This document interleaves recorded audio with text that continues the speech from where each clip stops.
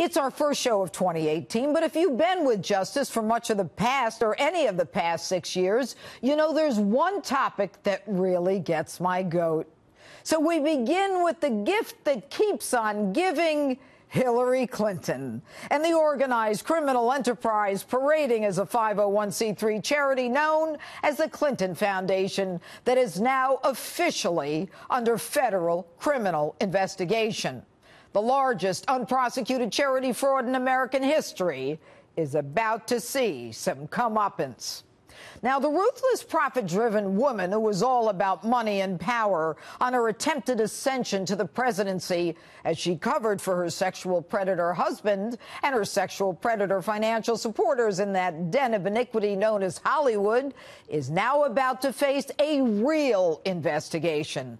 Not a matter like Loretta Lynch and Jim Comey like to call the work of the hardworking men and women of the FBI. Not a review, but a hard-charging criminal investigation with a prosecutor bent on truth and justice. Never in the history of this country has a candidate for any major office skirted the law, pushed the legal envelope, or been under criminal investigation as much as Hillary Clinton, nor has anyone lied, contradicted herself, or run as a less honest and trustworthy candidate in American history. Now, Department of Justice sources tell me today that this investigation has actually been ongoing and that Attorney General Jeff Sessions has directed that sufficient resources be given to the case that was left dormant during the Obama administration. Okay, so is this about politics? Ask yourselves. How do two people who start with nothing, who work in government most of their lives without a business, without a product, without a website, amass hundreds of millions of dollars that we know of? What was this Clinton Foundation? What was this Clinton Foundation Global Initiative? And why so many intersections between the State Department and contributions to the foundation? A lot of questions remain unanswered. Now, if you've watched this show, you know how angry I am about the State Department's approval of the sale of 20% of our uranium to a Russian company. Uranium essential to make Molly-99, used for medical nuclear imaging, that we now buy from foreign countries that, by American law, must be produced in America, but our Department of Energy won't even put money in their budget to allow for the creation of American-made Molly-99 that millions of Americans like me who have cancer or other health issues use to get better.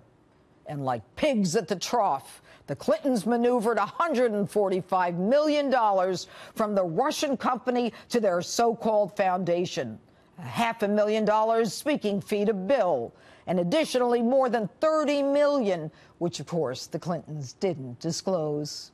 And for those of you who sit there and say, well, it was the Committee on Foreign Investments in the United States, CFIUS, that approved the sale to the Russian company of our American uranium, I got news for you. The State Department is the big dog in this decision, and 7 of the 9 CFIUS members are connected to the Clinton Foundation. Put those puppies under oath and watch them squirm. And why was a guy named Pinchuk, who builds steel pipes in the Ukraine, doing business with Iran and thus violating U.S. law, not sanctioned by Hillary's State Department? Here's another shock. The Clinton Foundation received millions from Pinchuk, with an additional pledge of 20 more million. And why? When 316,000 people die in Haiti, do Bill and Hillary rush there and within hours promote a phone system by a man who becomes the biggest player of mobile phones in Haiti? Because their friend, that man, Dennis O'Brien, then contributes millions to the Clinton Foundation. The Clintons' influence peddling was on a global scale, with Bill as the world's middleman, setting American foreign policy to coincide with the flow of hundreds of millions of dollars to the foundation, as well as cash, directly into Bill's pocket and ultimately to Hillary. I'm not going to go through it all, But according to Charles Ortel, an expert in analyzing forensic records like these, there's been no real audit of this alleged charitable foundation, which spends more money on salaries, expenses, airfare of mostly Clinton comrades and former Clinton campaign workers. There was also no explanation of payments to members of the Clinton Foundation for the services and reimbursement of expenses by donors to the foundation. If you're wondering what that means, think money laundering. Still skeptical? I ask, how many of you have ever seen a hospital wing or a medical center with the name the Clinton Wing or the Hillary Clinton Center for Women's Medical Health? None, because there are none. Their big kahuna is that they're working on a drug to cure AIDS, which they pursued as part of their presidential library. The Clinton Foundation was promoting the use of potentially adulterated HIV and AIDS drugs from 2003 to 2009 when Rod Rosenstein was a U.S. attorney in Maryland. He won a $500 million penalty against the Indian manufacturer of the generic drug, but no finding against the Clintons. Why, when he was the United States attorney, did Rosenstein fail to require the laureate education and Clinton Foundation to explain how the Clinton Global Initiative University was organized? Tax filings for 6 years do not explain what Bill Clinton did for $18 million paid to him as a part-time chancellor while he held roles at the Clinton Foundation. Why?